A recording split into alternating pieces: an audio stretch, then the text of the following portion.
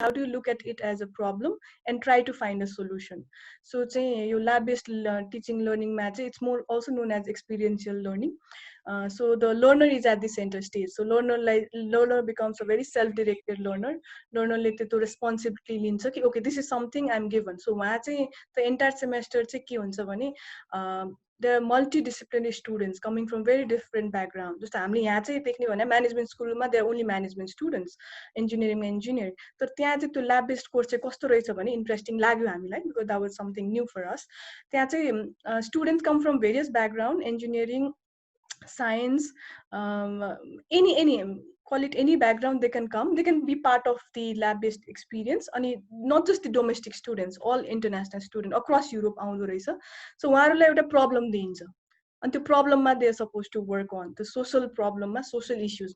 So we try to replicate. यहाँ चाहिँ अब हामीले सिधै कोर्स चाहिँ introduce गर्नलाई त टाइम लाग्थ्यो. सो हामीले चाहिँ त्यसलाई वर्कसप ट्रेनिङको रूपमा चाहिँ त्यसलाई अफर गर्यौं धेरै ठाउँमा र स्टुडेन्टले पनि एकदमै धेरै रुचाएको यो कोर्स चाहिँ 2 वर्षमा एमबीए मा जे सिक्यो त्यो भन्दा बढी यो 3 दिनको 4 दिनको 5 दिनको वर्कसपमा सिक्यो भन्ने खालको जुन खालको एक्सपीरियन्स शेयर गर्नुभयो पार्टिसिपेन्ट्सहरुले गर्दा त्यसले गर्दा चाहिँ हाम्रो it give me a new perspective myself as a educator कि ओके टिचिङ लर्निङ भने चाहिँ just not about giving from one side facilitation मात्रै पनि होइन रहेछ.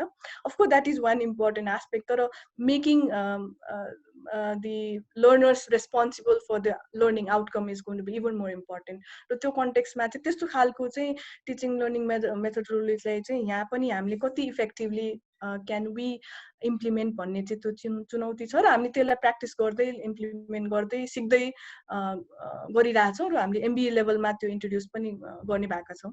2021 मा चाहिँ त्यो कोर्स रोल आउट हुन्छ. सो अहिले त्यो जुन अब अहिले फर्दर कुराकानी गर्दाखेरि चाहिँ I think I can be sharing on those lines also हैन. मैले के सिकेका कुराहरू चाहिँ अब फेरि फर्दर डिस्कसनमा अरू पनि गरौँला. अहिलेलाई यति. यो मैले धेरै नै महत्त्वपूर्ण कुराहरू तपाईले शेयर गर्नु, तर एउटा कुरा चाहिँ मैले यहाँ ल्याउनै खोजेको इन्टरडिसिप्लिनरी फिल्ड. नेपालमा मैले त्यो नै समस्या देखिरहेको. नेपालमा एकदम जुन फिल्डमा पनि कुनै जस्तो अहिले फुडाथन गरिरहेको छ अनि धेरैजनाको चाहिँ सोच के छ भने अब यसमा technology, social science, legal studies पढेकादेखि डिफ्रेन्ट ब्याकग्राउन्ड पढेको युथहरूको चाहिँ के कन्ट्रिब्युट हुन सक्छ भन्ने चाहिँ त्यो थिङ्किङ चाहिँ मिसिङ छ यहाँनिर. अनि आई थिङ्क फर्दर हामीले यो कुरामा अझै धेरै डिस्कस गर्नुपर्छ. भेरी भेरी इन्साइटफुल हुनसक्छ हाम्रो युथको लागि चाहिँ. फाइनली म अब दिवेश दालाई वेलकम गर्न चाहन्छु अनि फर्मली चाहिँ तपाईँले पनि इन्ट्रोड्युस गर्दै अब तपाईँले जुन पोजिसनमा हुनुहुन्छ यो पोजिसनमा चाहिँ पुग्ने यात्रा चाहिँ कस्तो रह्यो त्यो चाहिँ अलिक सेयर गरिदिनु होला. मेरो घर चाहिँ जनकपुर हो हैन. म धनुषा जनकपुरबाटै I born and brought up चाहिँ त्यही नै हो. मेरो एकदम यात्रा चाहिँ एकदम अप एन्ड डाउन धेरै छ हैन. म आफ्टर क्लास 12 चाहिँ म इन्डिया पढ्न गएको थिएँ हैन. इन्डिया पढ्दाखेरि चाहिँ त्यतिखेर भर्खर यो माओइस्ट मुभमेन्ट चाहिँ एकदमै पिकमा थियो हैन. किनभने अब त्यो माओइस्ट मुभमेन्टहरू चलिरहेको थियो र घरबाट फर्किने बेलामा जहिले पनि यो बोर्डरमा चाहिँ नेपालमा आउँदाखेरि चाहिँ साह्रै दुःख दिने के यो इन्डियन आर्मीहरूले हैन. त्यसपछि नेपाल आयो, नेपाल आर्मीहरूले साह्रै दुःख दिने भएकोले गर्दाखेरि चाहिँ somehow I had like a very bad feeling about the current government and all. So त्यो बेलामा चाहिँ हैदराबादमा बस्थेँ. हैदराबादमा यो माओइस्टहरूको सङ्गठनहरू पनि थियो कि तिनीहरूसँग चाहिँ I was a little beet of involve हैन इन डिफ्रेन्ट वे. सो त्यतिखेर चाहिँ वाज दिस माओइस्ट प्रब्लमहरू सबै सल्भ भइसकेपछि चाहिँ म यो नेपाल चाहिँ अब आफ्नै देशमा के गर्नुपर्छ भन्ने हिसाबले चाहिँ म फर्केँ.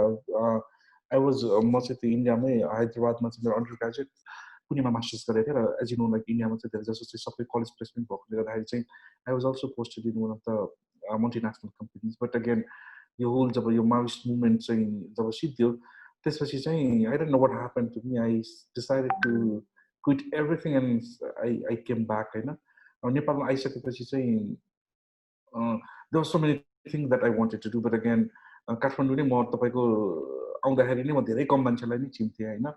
तर अब I have to start something भनेर we started more I'm sure like the classmate and series is a classmate of yours I think. So I met him and like love rookie garon da Nepalma भनेर we started a company called Smart Tech Solution you know. अनि त्यतिखेर सबजना यो website बनाउने ट्रेनहरू चलिरहेको थियो. But when I came here I was very determined. I wanted to develop something that is going to be useful for हाम्रो कन्ट्रीको केही राम्रो कुराको लागि नै युज हुन्छ भन्ने हिसाबले चाहिँ एकदमै डिटरमाइन्ड थिएँ। I was working on various कन्सेप्ट्सहरू र त्यो गर्दा गर्दै चाहिँ वि समहाउ यो रोड डिजाइनिङ सम्बन्धी, किनभने भर्खरै माओइस्ट आन्दोलन सिद्धिने बित्तिकै नेपालमा सबभन्दा धेरै भइरहेको काम नै कन्स्ट्रक्सन आजको डेटसम्म नै हो होइन। सो रोडहरू चाहिँ डाँडा काँडामा चाहिँ डोजर लगेर रोड खनिरहेको थियो, र त्यतिखेर चाहिँ एभ्री डे तपाईँले हेर्नुभयो भने चाहिँ न्युज जहिले पनि यो फलानु ठाउँमा रोड एक्सिडेन्ट, किनभने त्यो भर्खरै ट्र्याक खोल्या हुन्थ्यो, ट्र्याकबाट गाडी गुल्टिएर जहिले एक्सिडेन्ट हुने भइरहेको थियो। त्यो कुराहरूले एकदम मलाई टच गरेको थियो।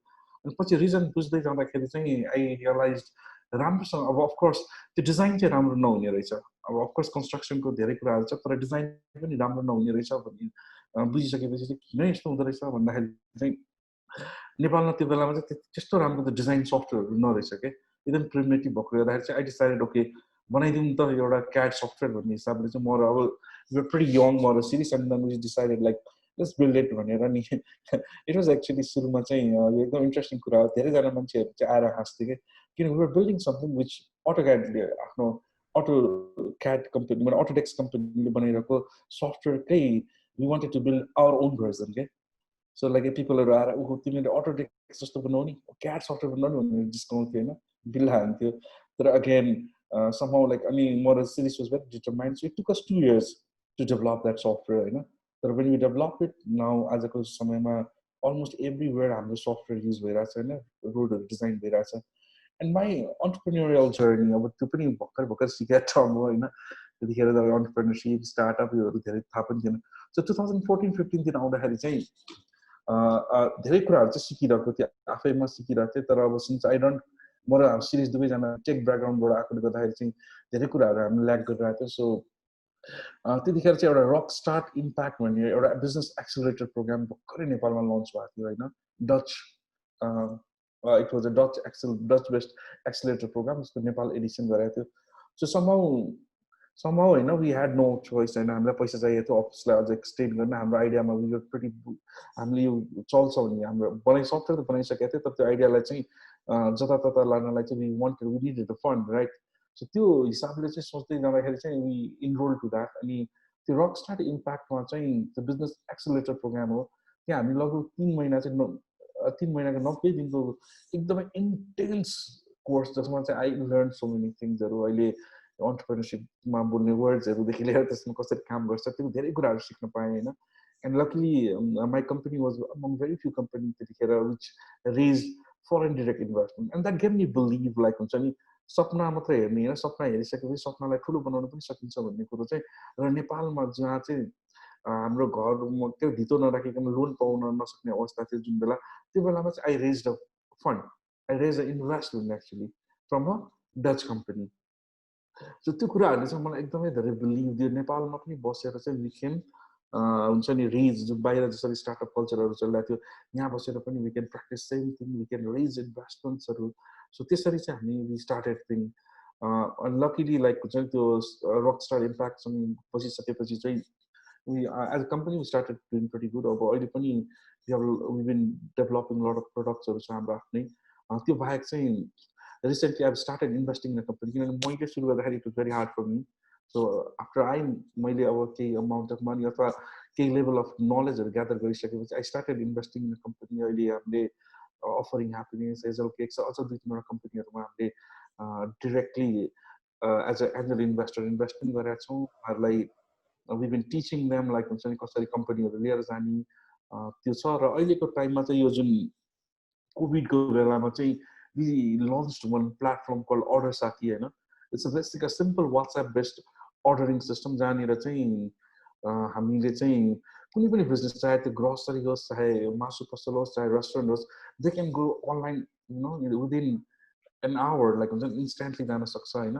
र they can start using that system as the own. So त्यो अर्डर साथी भन्ने कुरा चाहिँ यो होल सोसियल डिस्टेन्सिङको कुराहरू आयो। अब everything is going online, and but like हुन्छ going online takes a lot of money right. So we started यो अहिले नेपालको फर्स्ट सोसियल कमर्स भनौँ न, जुन चाहिँ हामीले अहिले लन्च गरेका छौँ। And we been helping lot of, अहिले लगभग हामीसँग 25वटा कम्पनी आइसक्नु भएको छ, र अझ 15-20वटा कम्पनीहरू चाहिँ पाइपलाइनमा हुनुहुन्छ to you know to come to configure. किन हामीसँग अलि रिसोर्सेसको कन्स्ट्रेन्टले गर्दाखेरि चाहिँ हामी गर्न सकिरहेको छैनौँ। So that's all, like we been doing wonderful थिङ्सहरू होइन। we have a training company जुन अहिले हामीले बन्द गरेका छौँ, but we are pivoting that into converting that into online training, especially यो civil engineersहरूलाई ट्रेनिङ दिने चिजहरू छ। त्यही नै गरिरहेको छौँ अहिलेसम्म पुगेको जर्नीहरू, from like coming from Janakpur to Hyderabad and coming to Kathmandu 2019 तिर त आएको हामीहरू। So building a company and investing in companies, few companies. So yeah, so far journey चाहिँ यस्तै छ। Great, thank you very much। हैन मैले तीनैजना स्पिकरको कुरालाई चाहिँ मैले कन्क्लुड गर्न चाहे। अब यो जर्नीमा चाहिँ के कुरा आयो भने चाहिँ एउटा राइटिङ स्किल्स आयो हैन, एक्सप्लोरिङ हैन, रादर देन जस्ट लाइक के हुन्छ एन्ड रिजल्ट भन्दा नि त्यो कन्टिन्युअस रूपमा एक्सप्लोर गर्ने अनि आफ्नो प्यासनलाई फलो गर्ने अनि डिफ्रेन्ट डट्सहरूलाई कनेक्ट गर्न सक्ने प्यासनलाई फलो गर्दै जाँदाखेरि अनि यसमा सँगसँगै चाहिँ हामीलाई चाहिँ चाहिने त्यो पर्सिभरेन्स र कमिटमेन्टहरू चाहिँ यदि हामीलाई चाहिन्छ भने चाहिँ हामीले देखेको सपना पनि चाहिँ हामीले पुरा गर्न सक्छौँ।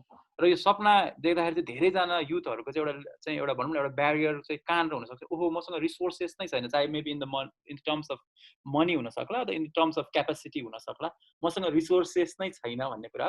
तर डेफिनेटली रिसोर्सेस चाहिँ लेटर पार्टमा हो, त्यो आउँछ। तर त्योभन्दा अगाडि चाहिँ हामी त्यो रेगुलर रूपमा चाहिँ काम गर्न सक्ने क्षमता चाहिँ हामीले चाहिँ डेभलप गर्नुपर्ने हुन्छ होइन। र हामीसँग सबै क्वेसनको एन्सर नहुन सक्ला, तर यदि इफ वी मुभ हामी रेगुलर रूपमा काम गर्दै गयो भने चाहिँ हामीले एन्सर पनि पाउँदै गर्छौँ र हामीले खोजेको जुन सोल्युसन छ त्यो अझै नै धेरै अप्टिमाइज भर्सनमा आउँछ। यो सबै सुनिरहेकै कुरा, केही नयाँ कुरा भनेको होइन, तर यो स्टोरीबाट आउँदाखेरि चाहिँ I think probably we can connect more हो यो पार्टमा। अनि यो कुरासँगै कनेक्ट गर्दाखेरि चाहिँ आजको हाम्रो थिममै जाउँ होइन। र यो थिममा चाहिँ के छ भने food security, food system, food सप्लाईका कुराहरू गर्दाखेरि चाहिँ यो शब्द नै सुन्दाखेरि जुन चाहिँ एकदमै भारी शब्दहरू छन् होइन, food security, food system, food सप्लाईको कुराहरू होइन, यो सुन्दाखेरि चाहिँ के फिल हुन्छ तपाईँलाई, अथवा एकदमै सरल तरिकाले बुझाउनु पर्यो भने चाहिँ यसलाई कसरी बुझाउन सक्नुहुन्छ भने चाहिँ म सौरभजीलाई नै सुरुमा सेयर गर्न भने यो विषयमा। ओके, सो यो एकदमै इन्ट्रेस्टिङ कन्भर्सेसन भइरहेछ यो सिन्स यो आज 70 दिन भयो क्यारे होइन, 2-3 महिना यता। हुन त यो हामी हरेक दिन नै खाना खाइरहेछौँ होइन। खाना हाम्रो हावा पानी पछि एकदमै एसेन्सियल गुड्समै परिरहेछ। अब यो फुड सिक्युरिटी बुझ्नको लागि चाहिँ एकदमै सजिलो तरिका भनेको आफ्नो भान्सा हेर्नु पर्यो क्या होइन। म यो कहिलेकाहीँ साथीहरूलाई जिस्काउँछु पनि, हामीले जबसम्म हामीले हाम्रो खानाको नक्साङ्कन गर्न सक्दैनौँ तबसम्म यो हामीले अरू अन्य चिजहरू नक्साङ्कन गर्ने भन्ने कुरा चाहिँ त्यसपछिको कुरा हो। भन्न खोजेको चाहिँ यो अहिले पछिल्लो समय यो 30 वर्षको समय सीमालाई एकचोटि निहालेर हेर्ने हो भने चाहिँ हाम्रो घरभित्रको भान्सा कोठाको फुड कल्चर चाहिँ अहिले एकदमै त्यो 30 वर्ष यता एकदमै ऱ्यापिडली चेन्ज भएर आइसक्यो होइन। सो सम्भवतः त्यो चाहिँ अब बिस्तारै मार्केट ड्रिभन फुड कल्चरहरू भइसक्यो। सो बजारमा जे पाइन्छ हामी त्यही खान्छौँ र अब जे फ्याक्ट्रीमा उत्पादन हुन्छ होइन, फ्याक्ट्री प्रड्युस हुन्छ त्यही चिजहरू हाम्रो घरमा आउँछ वा हामी सुपर मार्केटबाट किन्छौँ, हाम्रो भान्सामा आउँछ र हामी त्यो खान्छौँ। र हामी एक किसिमले यस्तो एउटा विशेष सर्कलमा परिसक्यौँ कि त्यसलाई चाहिँ हामीलाई यो चाहिँ मार्केट ड्रिभन हो, मार्केटको डिमान्ड छ यो भनेर व्याख्या गरिन्छ र त्यो चिज चाहिँ हामी लामो समयदेखि खाइरहेछौँ। त्यसलाई चाहिँ हामीले वास्ता पनि गर्दैनौँ कि यो खाना कहाँबाट आइरहेछ, यसको हिस्ट्री के हो, यसको सिड कहाँबाट आउँछ, यो यसको फुड माइलहरू के हुन्छ, कति ट्राभल गर्छ यो मेरो भान्सासम्म आइपुग्दा भन्ने कुराहरू चाहिँ हामीले प्राय होइन त्यति धेरै चासो दिँदैनौँ।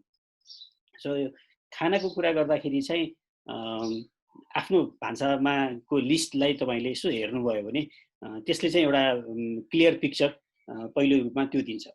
अर्को कुरा यो जुन मार्केट ड्रिभन जब फुड ह्याबिट हाम्रो विकास भएर गयो होइन, अब यो एक किसिमले क्यापिटलिस्टिक अप्रोच भयो होइन, फुड एक ठाउँबाट अर्को ठाउँमा आउने। अब नामै लिनु पर्दाखेरि कोकदेखि लिएर नुडल्सहरूदेखि लिएर जुन चिजहरू चाहिँ चक्लेटदेखि लिएर होइन धेरै चिजहरू चाहिँ ब्रान्डेड प्रडक्टहरू जुन फुडमा इन्ट्रोड्युस हुन थाल्यो, त्यसले चाहिँ हाम्रो प्रोडक्सन साइकलमा पनि बिस्तारै प्रभाव पारेको जस्तो देखिन्छ। जस्तो उदाहरणको लागि चाहिँ हाम्रो जियोग्राफिकल केही टेरेनहरूमा चाहिँ भात खाने कल्चर थिएन होइन। जस्तो अब हामी हिमाली भेगमा चाहिँ चामल पाइँदैन, अहिले पनि पाइँदैन।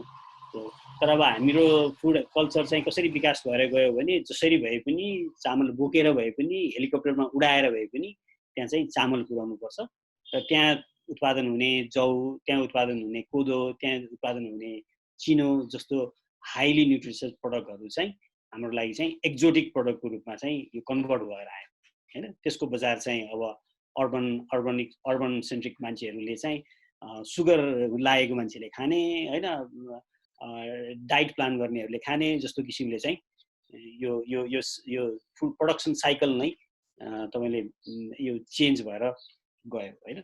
अब यसमा चाहिँ एउटा इन्ट्रेस्टिङ इन्टरभेन्सन चाहिँ के हामीले बुझ्नुपर्छ यदि हामी फुडलाई एउटा बिजनेस वा एउटा स्टार्टअप एउटा आइडियामा काम गर्न खोजिरहेछौँ भन्ने हो भने चाहिँ खास हामीले फुडको चाहिँ के चिजमा चाहिँ सिफ्ट खोजेको हो भन्ने कुरामा क्ल्यारिटी हुन जरुरी छ।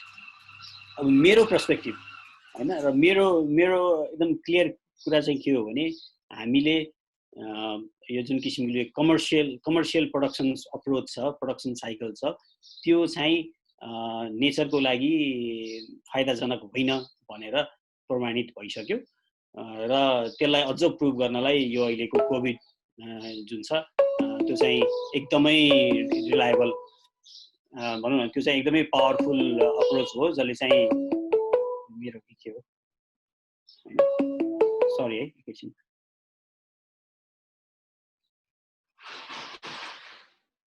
यो चाहिँ प्रुभ भइसक्यो र यसमा धेरै विवाद गरिराख्नुपर्ने कुरै छैन। त्यो भएको कुराले गर्दाखेरि अब हामीले अलिकति 30 वर्ष पछाडि हाम्रो फुड कल्चरलाई सम्झ्यौँ भने चाहिँ हाम्रो ट्रेडिसनल्ली जसरी हामी कृषि उपजहरू उत्पादन गर्थ्यौँ, तयार गर्थ्यौँ, हामी बिउहरू जसरी सङ्कलन गरेर राख्थ्यौँ, त्यो सिप चाहिँ हामीसँगै थियो हैन, हाम्रो पूर्वजहरूसँगै थियो। फरक के भइदियो भने हामीले त्यो कुरालाई चाहिँ अघि मैले सुरुमै उठाए जस्तो त्यसलाई हामीले डकुमेन्टेड गरेनौँ के, त्यो स्किललाई चाहिँ त्यो पुस्तान्तरण गरेनौँ के त्यो हैन। र बिचमा चाहिँ अब के हुँदै गयो भने पहिले चाहिँ हामी यो निर्वाहमुखी खेती गर्थ्यौँ। जस्तो उदाहरणको लागि म पनि मेरो प्यारेन्टल पनि कृषक, तपाईँ हाम्रो सबैजनाको प्यारेन्टल कृषक थियो, किनभने हामीसँग अरू अल्टरनेटिभ प्रोफेसनहरू थिएन हैन। र गृहस्थी जीवन बिताउने भनेकै कृषि पेसामा आश्रित थियो भनेको हाम्रो लागि चाहिने धान चामल हैन जे हामी खान्छौँ त्यो चिज हामी आफ्नो लागि आफै उत्पादन गर्थ्यौँ। अब त्यो प्याटर्न चाहिँ चेन्ज हुँदै आएपछि हामीले के भन्यौँ भने हामी पढ्न लाग्यौँ हैन, कोही एकाडेमिक हिसाबले चेन्ज भयौँ, जागिर खान लाग्यौँ र कृषिको काम चाहिँ यो खास प्रायोरिटीको काम होइन भन्न थालेपछि त्यसमा हामीले काम गर्ने रिसोर्स मात्रै गुमाएनौँ कि त्यो नलेजलाई पनि एउटा पुस्ताबाट अर्को पुस्तामा ट्रान्सफर हुनु पर्थ्यो, जुन ओरल हिस्ट्री थियो, ओरल नलेज थियो, त्यो पनि हामीले गुमायौँ हैन।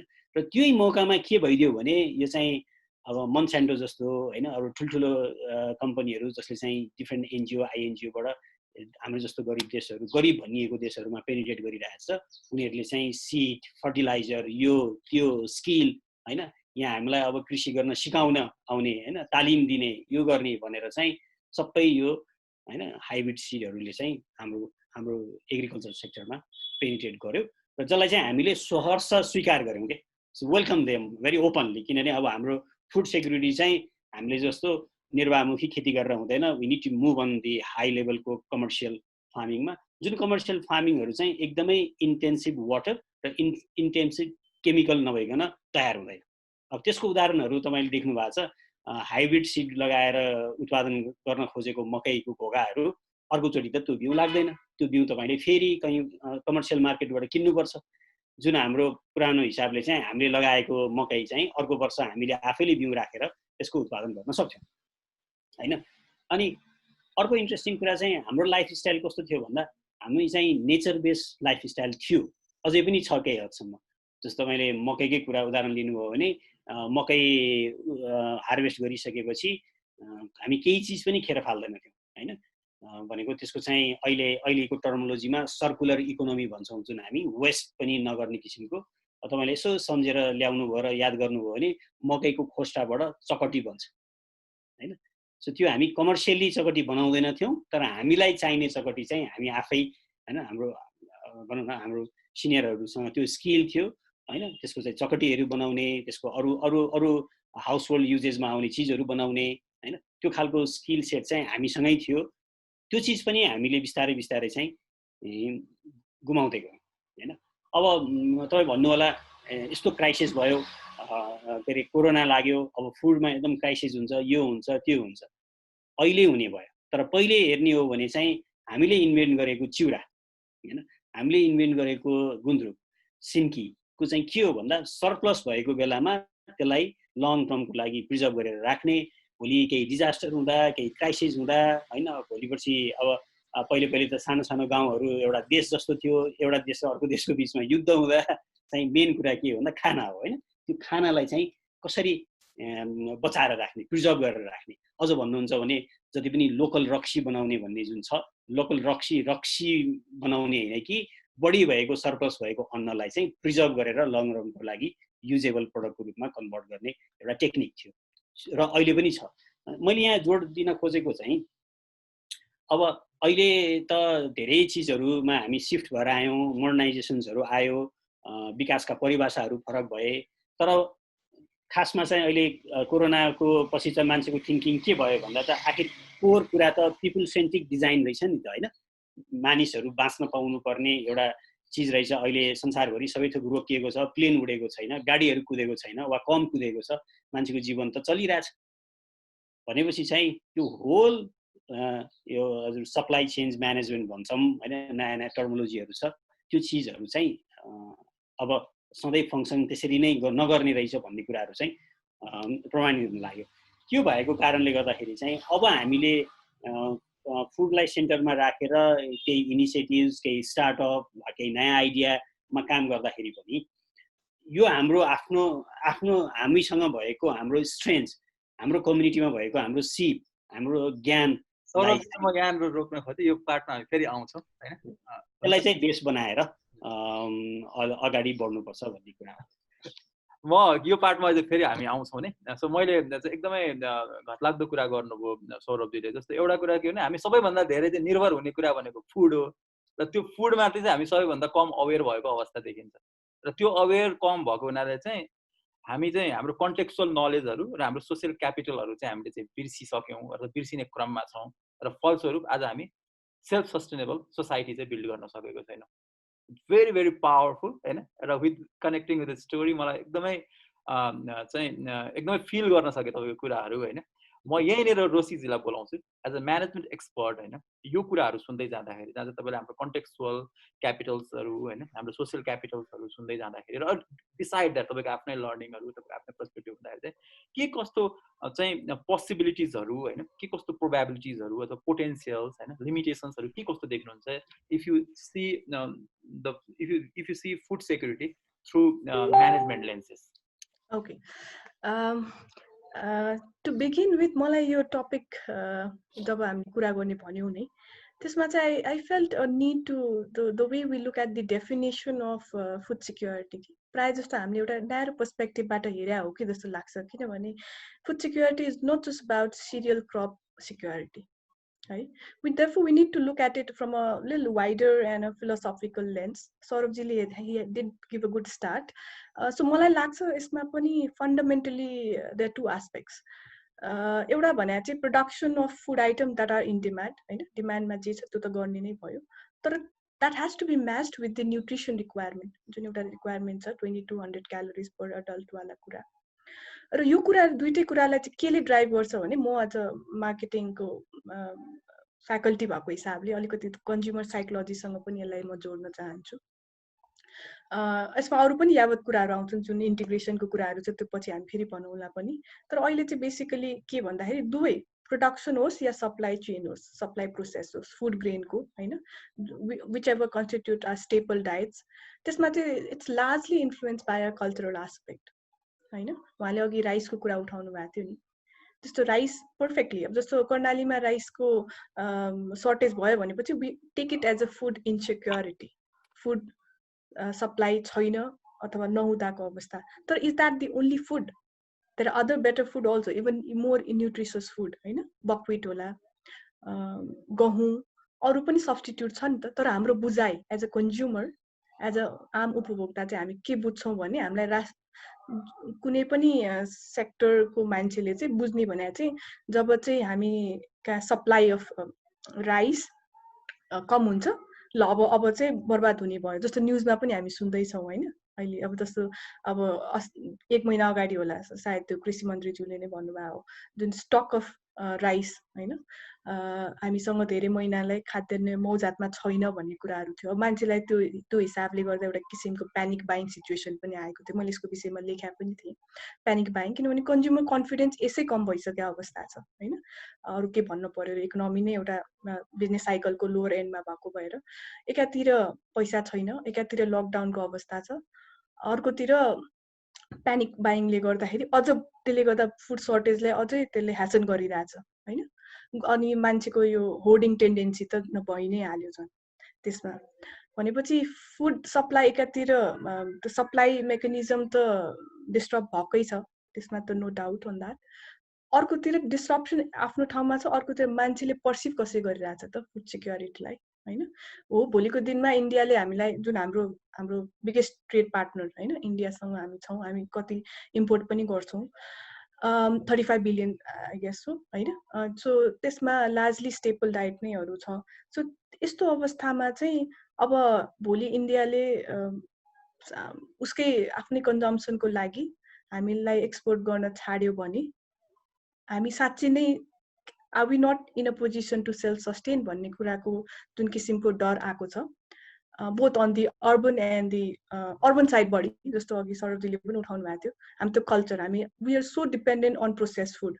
हामी सोच्न पनि सक्दैनौँ आफै अहिले खेतमा गएर बारीमा गएर रोपेर उब्जाएर खाउँला भन्ने त हामी अर्बन भेका मान्छेले त हामी सोच्दै सक्दैनौँ होइन सो त्यसले गर्दा पनि त्यो फियर साइकोलोजी भन्छु म त्यो अलिकति बढेको हो कि त्यो पनि एउटा छ होइन र यसमा अरू कारण पनि आउँछ म त्यो चाहिँ सेकेन्ड स्टेजमा ल्याउँला होला त्यो अरू म्यानेजमेन्ट एस्पेक्ट हो डेफिनेटली त्यसमा धेरै अरू कुरा पनि छ थ्याङ्क यू भेरी मच म यहीँनिर चाहिँ दिवेश दाइलाई पनि इन्भाइट गर्न खोजेँ र उहाँलाई चाहिँ टेक्निकल एस्पेक्ट र सँगसँगै अरू कुनै एस्पेक्टबाट चाहिँ यो फुड सेक्युरिटीलाई चाहिँ कसरी हेर्नुहुन्छ त्यो लेन्सबाट यसो हामीलाई बुझाइदिनु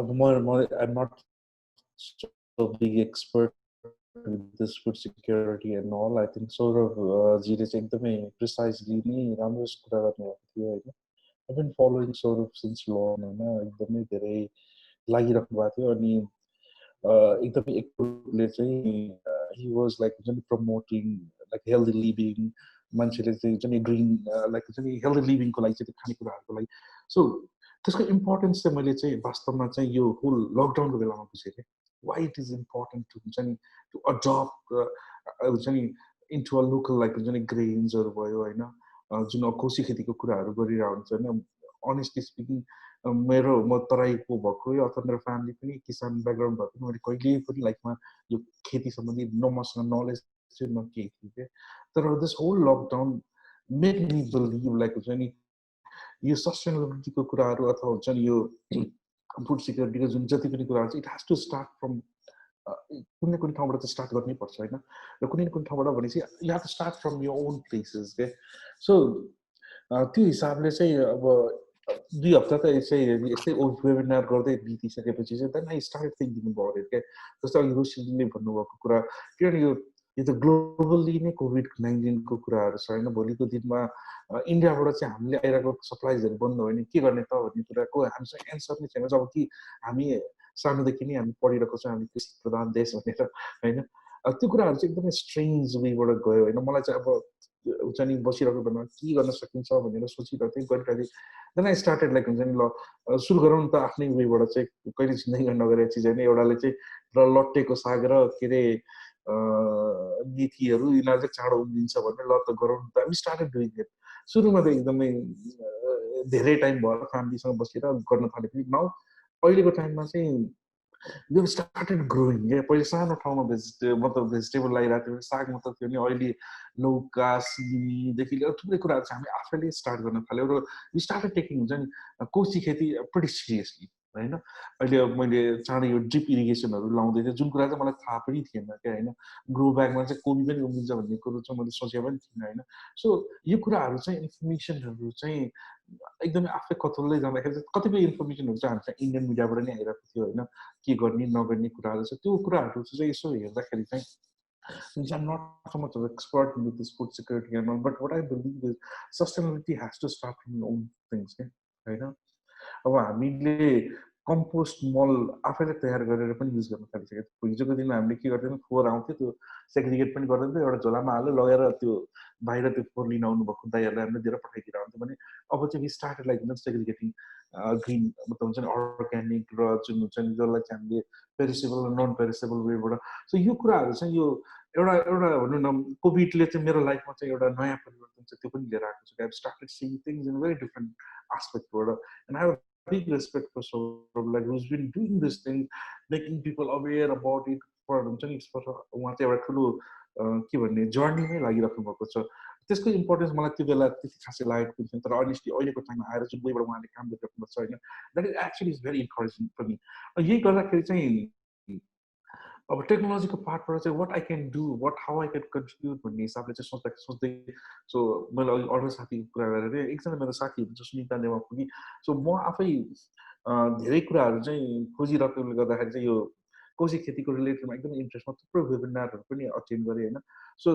सो वाइ नट लाइक हुन्छ नि यो कोशी खेतीलाई चाहिँ अझै व्यापक बनाउनलाई चाहिँ हामीले के गर्न सक्छौँ त भनेर सोचिराख्दाखेरि चाहिँ वी स्टार्टेड लाइक हुन्छ नि एउटा पोर्टल नै क्या koshiketi.org साथी, जहाँबाट चाहिँ उहाँहरूले चाहिँ उहाँहरूसँग मिलेर चाहिँ स्टार्टेड सप्लाइङ स्टफहरू के त्यो हुन्छ नि कोकापिट भन्ने, मलाई त पहिले त टर्म पनि थाहा थिएन होइन, कोकापिट भर्मी कम्पोस्टहरूदेखि लिएर यो सबै चिजहरू। सो नाउ अहिले चाहिँ हामीले झन् यो कुराहरूलाई चाहिँ झन् व्यापक बनाउने हिसाबले चाहिँ वी आर प्रड्युसिङ भिडियोजहरू क्या, जस्तै त्यो सामान त लिएर त्यो सामान लिएर आइसकेपछि चाहिँ त्यो कोकापिट त्यो र त्यो माटोको सुपर सोइल भन्दो रहेछ क्या, त्यो कम्पोजिसनहरू कसरी बनाउने, कुन महिनामा कस्तो खालको लहराहरू लाउने। सो मेरो त्यो फिल्ड भएको बेला टेक्नोलोजी र कन्टेन्ट डेभलपमेन्टमा मैले काम गर्ने भएको बेला चाहिँ सो म त्यो वेबाट चाहिँ I'm trying to contribute it होइन। अब लार्जर स्केलमा चाहिँ देयर आर सो मेनी थिङ्सहरू छ, त्यो चाहिँ एक्सपोर्टहरू नै भन्नुहुन्छ, अझ सौरभले अझ मोर प्रिसाइजली नै भन्नुभएको थियो। सो मैले गरिरहेको कुरा, मैले जानिरहेको कुरा चाहिँ यति।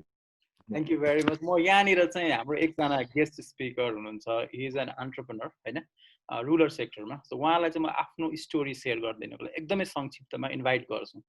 अनि यो मैले किन पनि उहाँलाई इन्भाइट गरेको भने चाहिँ जस्ट टु लर्न अबाउट हाम्रो गाउँमा के भइरहेछ होइन र के पोसिबिलिटी छ भनेर जनाउनको लागि। सो यहाँनिर म सुमन गौतम हुनुहुन्छ हामीसँग। सो म सुमनजीलाई चाहिँ वेलकम गर्दै उहाँको जुन जर्नी छ होइन र कहाँबाट सुरु गर्नुभयो अहिले कहाँ रहनुहुन्छ त्यो एकदमै संक्षिप्तमा 3-4 मिनटमै सेयर गरिदिनु होला। सुमनजी। हजुर हजुर।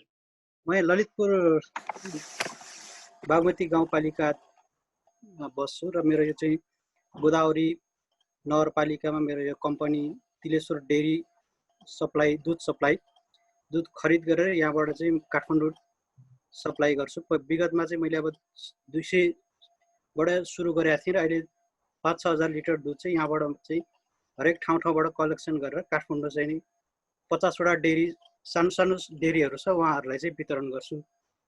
अब किसानबाट चाहिँ हामीले चाहिँ यहाँ खरिद गर्छौँ, यहाँबाट चाहिँ नि काठमाडौँमा सप्लाई गरिरहेछौँ। यसलाई चाहिँ थप चाहिँ नि क्वालिटी शुद्धता कसरी गर्न सकिन्छ, किसानलाई कसरी व्यवसाय गराउन सकिन्छ भनेर चाहिँ हामीले लागि परिरहेछौँ। अब व्यवसायीकरण गराउन खोजी पनि रहेछौँ। अब जस्तो पहिला अब निर्वाहमुखी खेती गर्नुभएको थियो भने अब चाहिँ फार्महरू डेभलप गरिरहनु भएको छ किसानहरूले। त्यसै गरी चाहिँ अहिले अब धेरै नै अहिले किसान चाहिँ नि अब अलि उत्साहित हुनुभएको थियो, जस्तो भूकम्पमा चाहिँ अलि निरुत्साहित हुनुभएको थियो। गोठहरू उहाँको चाहिँ नि एकदमै चाहिँ नि भत्किएका थिए, पशुहरू धेरै क्षति भएको थियो र अब चाहिँ नि व्यवसायीकरणमा लाग्नु भएको थियो। फेरि अब चाहिँ नि यो कोभिडले गर्दाखेरि उहाँहरूको चाहिँ नि व्यवसाय अहिले फेरि धरापमा छ। जस्तो अब चाहिँ नि जति खपत हुनुपर्ने मार्केटमा खपत भइरहेको छैन, कमै खपत छ। अब अहिले हाम्रो चाहिँ नि अब रोटेसनमा चाहिँ हामीले चाहिँ नि बन्द गर्ने खोल्ने गरेर चाहिँ सप्लाई गरिरहेछौँ सर।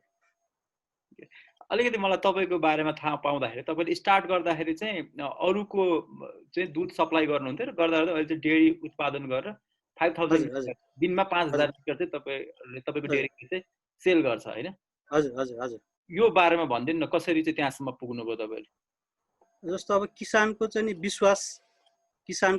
विश्वास जित्न सकियो। अब हामीले चाहिँ कारोबार राम्रो गर्न सक्यौँ। सबै बेलामा उहाँहरूलाई चाहिँ आर्थिक हिसाबले पेमेन्टहरू जस्तो बजारबाट ल्याएर चाहिँ उहाँहरूलाई सही पेमेन्ट बेलामा दिन सक्यौँ, उहाँहरूको जीवनस्तर पनि हामीले चाहिँ उकास्नलाई मद्दत गर्न सक्यौँ। सो व्यवसायीकरण गराउनलाई चाहिँ हामीले चाहिँ धेरै नै उत्साह गऱ्यौँ। जस्तो उहाँहरूले बेलामा पेमेन्ट पाएपछि, उहाँहरूले पनि पैसा बेलामा आएपछि उहाँहरू पनि व्यवसाय गर्नलाई चाहिँ थप प्रोत्साहन हुनुभयो। र अरू अरू साथीहरूले पनि हाम्रो पनि दुध लिइदिनुहोस् भनेर चाहिँ हामीले चाहिँ अहिले सप्लाई, जस्तो अब चिस्यानहरू राखेर दुधलाई क्वालिटी चाहिँ ठाउँ ठाउँमा हामीले चिस्यान पनि राखेका छौँ। त्यहाँबाट त्यहाँ चिस्यान गरेर ल्याएर चिस्यानबाट चाहिँ हाम्रो यहाँ मेन कलेक्सन सेन्टरमा आइपुग्छ। यहाँबाट चाहिँ हामीले चाहिँ काठमाडौँमा चाहिँ सप्लाई दिइरहेछौँ। ओके, अनि कतिजना किसानहरू चाहिँ यसबाट चाहिँ हाम्रो अहिले चाहिँ 700-800 जना चाहिँ हाम्रो किसान छन्। जस्तो दक्षिण ललितपुर पर्छ, यो चाहिँ पहाडी बेल्ट हो। अलि अब चाहिँ यो काठमाडौँबाट चाहिँ अलि नजिक पनि पर्छ र फेरि अलि दुर्गम पनि छ। यो ठाउँ चाहिँ अलिकति चाहिँ पहाड छ। जस्तो अब बर्खायाममा चाहिँ पहिरो लड्ने, जस्तो सप्लाई गर्नलाई चाहिँ अलिकति गाह्रो हुने। जस्तो अब चाहिँ नि अब पानी परिसकेपछि पहिरो लड्ने, अब यो चाहिँ नि भिर पाखा छ यतातिर बसोबास चाहिँ नि अलिकति किसानहरूलाई चाहिँ अलि जस्तो व्यवसायीकरण गर्दाखेरि पनि अलिकति चाहिँ नि दैनिकी 365 दिनै हाम्रो दुध चाहिँ नि बजार लान नसकिने हो कि भन्ने अलिकति व्यवसायीकरण गराउन त हामीले खोजिरहेछौँ। जस्तो अब उनीहरूलाई विश्वास दिलाउन पनि नसकिरहेको अवस्था छ अहिले चाहिँ। जस्तो उहाँहरू चाहिँ नि अब चाहिँ नि उत्पादन त गर्ने, भोलि अब जस्तो जब तपाईँको चाहिँ नि अब दुध उत्पादन भइरहेछ, जस्तो अब चाहिँ नि दानाहरू त उहाँहरूलाई चाहिँ नि बजार दुध गएन भने पनि दानाहरू खुवाइरहनु पर्यो। जस्तो अब दाना पनि खुवाउनु पर्यो, खानु पनि पर्यो भनेपछि आर्थिक भार चाहिँ उहाँहरूलाई चाहिँ नि बढी थप हुन्छ। त्यो भएपछि अलिकति व्यवसायीकरण अब यस्तै प्रब्लम आइरहन्छ बेला बेलामा। अलिकति चाहिँ किसानहरू फेरि आत्तिनुहुन्छ, अब भोलि के हुने हो भनेर चाहिँ उहाँहरू चाहिँ फेरि समस्यामा पर्नुहुन्छ। सो मैले यहाँबाट चाहिँ हाम्रो प्यानलिस्टहरूलाई पनि यसमा चाहिँ इन्साइट दिन म रिक्वेस्ट पनि गर्छु र मैले बुझेको कुरा चाहिँ यो बाहेक पनि केही छ भने हजुरले अन्तिममा भनिदिनु होला। जस्तो एउटा चाहिँ 365 दिन नै दुध सप्लाई गर्न सकिन्छ कि सकिँदैन भन्ने डर, त्यसमा चाहिँ त्यो पहिरो जानेदेखि लिएर विविध त्यो नेचुरल डिजास्टरहरूले पनि त्यसले चाहिँ समस्या गरेर आएको हुन्छ होइन। अब कहिले भूकम्प भयो, अहिले कोभिडले गर्दाखेरि पनि खपत भइरहेको हुँदैन, त्यहाँ त्यसले गर्दा आर्थिक भार भइरहेको हुन्छ। त्यो बाहेक अरू केही समस्याहरू चाहिँ तपाईँहरूले त्यस्तो भोग्नु भएको अथवा त्यो अड्किएको कुनै ठाउँमा त्यस्तो केही छ समस्या? अब हाम्रो जति पनि अब यहाँ भैँसी हामीले बाहिरबाट ल्याउँछौँ, जस्तो यहाँ चाहिँ हामीले चाहिँ अब पाडापाडी उत्पादन गर्न सकेनौँ हामीले। जस्तो यहाँबाट चाहिँ नस्ल सुधार गरेर हामीले चाहिँ पाडापाडी हुर्काएर त्यहाँबाट चाहिँ हामीले जस्तो हाम्रो पैसा चाहिँ जहिले पनि बाहिरिने भयो क्या तपाईँको। अब हामीले ढुटोहरू ब्रान्ड दानाहरू ल्याउँछौँ बाहिर इन्डियाबाटै लिएर आउँछौँ, भैँसी खरिद गर्छौँ बाहिरैबाट खरिद गर्छौँ, जस्तो अब गाईहरू खरिद गर्छौँ बाहिरैबाट खरिद गर्छौँ। जस्तो पैसा चाहिँ नि जस्तो यहीँ नै हामीले उत्पादन बढाउन सकेनौँ। अब यो राज्यले पनि यसमा चाहिँ नि थप चाहिँ नि सपोर्ट गरिरहेको छैन, अवस्था छैन। जस्तो अब चाहिँ नि भेटनरी डक्टरहरू पनि हाम्रो चाहिँ पर्याप्त रूपमा छैन। अब जस्तो अब एक ठाउँमा एकजना अब एउटा हुन्छ, उहाँहरूबाट पनि अब चाहिँ नि सबै ठाउँहरूमा चाहिँ नि उ गर्न सकिँदैन। जस्तो चाहिँ नि अब नस्ल सुधारहरू गरेर चाहिँ नि अब राम्रो जातको चाहिँ नि उत्पादनहरू हामीले चाहिँ नि यहाँ ल्याउन नसकेर चाहिँ अब जस्तो अब वर्ष दिनमा थाकेपछि फेरि चाहिँ नि अब चाहिँ नि त्यो काट्नलाई मोमोको लागि अब चाहिँ नि मासुको लागि चाहिँ नि पठाउने, फेरि खरिद गरेर चाहिँ नि आर्थिक भार चाहिँ किसानहरूलाई चाहिँ थपिराख्ने भयो। अब जस्तो अब समस्याहरू अब जस्तो पशुमा चाहिँ नि धेरै नै आउँछ, त्यसमा पनि अब चाहिँ नि राम्रोसँग चाहिँ नि त्यसलाई न्यूनीकरण गर्ने उपायहरू चाहिँ नि अलिक कमै छ यतातिर।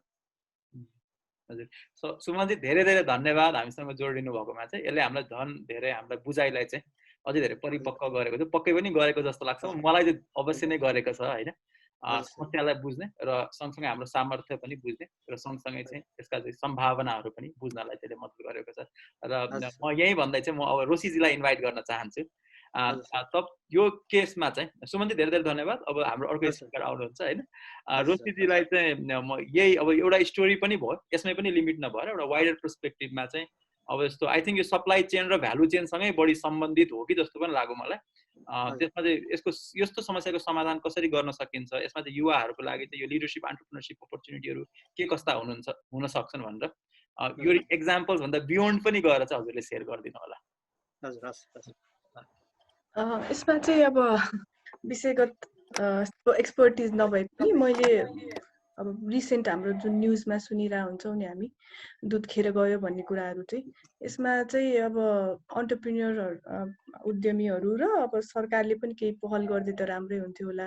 जस्तो दुधलाई चाहिँ हामी पाउडर बनाएर जुन कन्भर्ट गर्ने जुन मसिनहरू छ त्यसलाई धेरै एकदमै सब्स्टेन्सियल धेरै लगानी पर्छ जस्तो लाग्दैन। सायद त्यो एउटा गर्न सकियो भने एउटा त्यो जुन डर छ भन्नुभयो नि, दुध चाहिँ खेर जाने जुन 365 दिनै हामीले सप्लाई गर्न खोजेको र त्यो बजारमा माग नपुग्ने हो कि भन्ने जुन डर छ, मोरसो अहिले झन् पर्यटनको हिसाबले जुन अब होटलहरू होइन व्यवसायहरू बन्द हुने अवस्थामा पुगेको भएर पनि अब कन्जम्सन उपभोग त यसै पनि घटेको छ। अब त्यसलाई चाहिँ अरू कुनै फर्ममा दुधै नभए पनि त्यसलाई अरू कुनै पाउडर दुधको रूपमा अथवा भनौँ न अरू फर्ममा के भन्ने अब चिजको रूपमा यदि त्यस्तो कुनै छ भने अपर्च्युनिटी छ भने त्यो पनि एउटा विचार गर्न सकिन्छ होला। अरू चाहिँ जस्तो हामीले आज स्टार्टिङमै चाहिँ जुन हामीले कुरा गर्न खोजिरहेको थियो, मेरो चाहिँ म्यानेजमेन्ट साइडमा चाहिँ मैले के हेरिरहेको छु भने यो फुड सेक्युरिटीको कुरा गर्दाखेरि होइन, खाद्य सुरक्षाको कुरा गर्दा चाहिँ यो टोटालिटीमा हेर्ने हो भने यसमा धेरै एस्पेक्टहरू जोडिन पुग्छ होइन। पहिलो सर्वप्रथम त प्रोडक्सनै भनौँ, उत्पादनकै कुरा आयो, त्यसपछि म बुदागत रूपमै भनौँला, त्यसपछि लजिस्टिकको कुराहरू आउँछ होइन, त्यसपछि एक्सेस टु मार्केट, बजारमा चाहिँ कसरी पुर्याउने, सहजीकरण कसरी गर्ने, त्यसमा दुवै मार्केटिङ ब्रान्डिङका कुराहरू आउने भए। त्यसै गरी चौथो भने प्राइस एक्सप्लोरेसन होइन, जुन चाहिँ दुइटै कन्ज्युमरले पनि सप्लायरले पनि विक्रेताले पनि यता उपभोक्ताले पनि हेर्ने कुरा भयो है। पाँचौँ भनेको चाहिँ अब अघि मैले त्यो सुरुमा त्यो प्रसङ्ग ल्याएको थिएँ, जुन न्युट्रिसन म्यानेजमेन्टको नलेज, हामीले के कुरा चाहिँ कन्ज्युम गर्दाखेरि चाहिँ हामी स्वस्थ जीवन बाँच्न सक्छौँ भन्ने जुन उपभोक्ताले त्यो जुन ज्ञान हुनपर्छ नि होइन। सबैले के भन्छ यो राइस खाएकै छन्, चामल नै खानुपर्छ होइन, भातै खानुपर्छ भन्ने जुन किसिमको एउटा बुझाइ छ आम मानसमा, त्यसलाई पनि अलिकति चेन्ज गर्नुपर्ने हो कि अवेरनेसको कुराहरू, किन त्यो भन्दा पनि अरू न्युट्रिसियस फुडहरू छन् नि त, जुन अभाइलेबिलिटीको हिसाबले पनि अभाइलेबल पनि छन्। निस मार्केट होला भलै होइन, जस्तो ढिँडोको कुराहरू जुन आयातित पनि भइरहेछन्, जब कि हामी यत्रो धेरै होइन रेस्टुरेन्टमा ढिँडोहरू पाइरहेको हुन्छौँ। त्यस्तो कुराको पनि एउटा आम मानसमा चाहिँ कन्ज्युमरमा चाहिँ त्यो एउटा अवेरनेस गराउनु पर्ने पनि एउटा रोल देख्छु म। र अन्तिममा चाहिँ अब आइसिटी जहाँ दिवेशी यहाँ हुँदै हुनुहुन्छ एक्सपर्ट हाम्रो होइन, तर अब लेटेस्ट हाम्रो जुन हामीले बुझिरहेको देखिरहेको जुन अब इक्जाम्पलै भन्दाखेरि पनि हुन त यो बजेटमा आयो, यसमा फेरि पछि कुरा गर्न पनि सकिएला। जस्तो बजेटमा पनि अब जस्तो फार्मरहरूलाई कृषकहरूलाई क्रेडिट कार्ड उपलब्ध गर्ने भन्ने कुरा आइरहेछ होइन। अब त्यो कति सम्भव हुन्छ त्यो आफ्नो ठाउँमा होला, त्योभन्दा बरु मोबाइल ब्याङ्किङको हिसाबले पो गर्ने हो कि होइन, त्यो क्रेडिट कार्ड फेसिलिटीको लागि रिक्वायर्ड हामीसँग इन्फ्रास्ट्रक्चर छ कि छैन भन्ने आफ्नो ठाउँमा छ फेरि। तर हामीले सानो सानो इक्जाम्पलहरू चाहिँ जस्तो इन्डियामा जुन अहिले फेसबुक र जियोको, रिलायन्सको जियो भन्ने दुईजना होइन, फेसबुकले किनेपछि जुन जियोले जुन मार्केट लिएको छ एग्रिकल्चर फोकस मार्केट, जहाँ चाहिँ झन्डै 120 मिलियन फार्मर्सहरूलाई उनीहरूले वाट्सएपको माध्यमबाट एक अर्का बिच चाहिँ जुन किसिमको नलेज सेयरिङ होइन, आफूमा भएको ज्ञान चाहिँ अक्रस कन्ट्री राष्ट्रभरि नै सेयर गर्ने एउटा प्लेटफर्म बनाएको छ। त्यस्तै खालको केही इनिसिएटिभहरू होइन, जस्तो पन्जाबमा पनि अलि अगाडि पनि त्यस्तो देखियो, टेलिफोनकै माध्यमबाट SMS गरेर पनि त्यो नलेज सेयरिङको कामहरू भएको होइन। अब जब हामी कुन कन्टेक्स्टमा कुरा गर्दैछौँ फुड सेक्युरिटी, यो कोभिडको कुराले गर्दा जब चाहिँ फुड सप्लाई र एन्टायर सप्लाई चेनलाई नै बढी रेजिलियन्ट बनाउनु पर्ने जुन आवश्यकता छ नि, सो त्यसले गर्दा अलिकति फरक ढङ्गले सोच्नुपर्ने आवश्यकता डेफिनेटली छ। र अर्को कुरा चाहिँ अब यो अहिले जोडिहाल्छु किनभने म पछि बिर्सिन पनि सक्छु होइन, यसमा चाहिँ जुन हामी अघि अलिकति रेज गर्न खोज्दै हुनुहुन्छ, हाम्रो त्यो कन्जम्सन प्याटर्नमा जुन हुन त सिम्बोलिकै होला, अर्ग्यानिक फार्मिङको जुन कुराहरू आइरहेछ, कतिजनाले त्यसलाई बुझेर अर्ग्यानिक फार्मिङ कन्ज्युम गर्नुपर्छ भन्ने बुझ्नु भएको छ र कतिले त्यसलाई के भन्छ पे गर्ने पनि क्षमता राख्नुहुन्छ, त्यो आफ्नो ठाउँमा छ होइन। तर डेटाले चाहिँ मैले यसो एउटा डेटा खोजिरहेको थिएँ कि पेस्टिसाइड युजहरू नेपालमा चाहिँ प्राय गरी फ्रुट्स र भेजिटेबलमा, त्यो डेटा ठ्याक्कै हामीसँग डेटा लेटेस्ट डेटा केही पनि पाइनँ है, मेरो आफ्नो लिमिटेड सर्चमा होला हिजोदेखि आज बिचमा।